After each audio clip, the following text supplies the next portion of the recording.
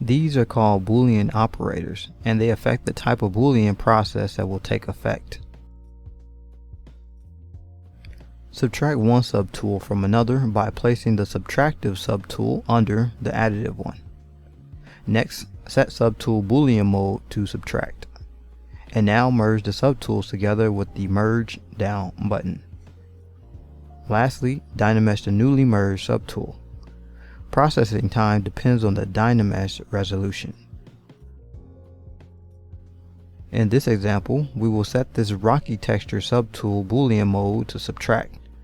First, ensuring that we placed it under the chess piece I want to subtract from. Next, merge down the two pieces, and you'll notice that subtractive meshes always have a white polygroups. At this point, Dynamesh to process.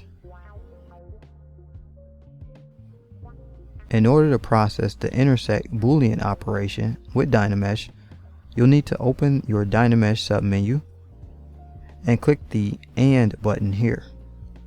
ZBrush will leave you with the intersection of your two meshes. Live Booleans is a better approach. With your subtool Boolean mode set, open the render menu and under your render submenu, press and enable the live Boolean mode. This will allow you to preview the effects of your Boolean prior to processing it. You can move, scale, rotate, and sculpt on the Boolean mesh no different than any other subtool.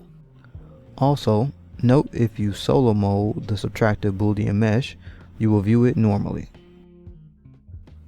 When you are ready to turn your live Boolean results into actual geometry, locate the Boolean tab in the subtool submenu.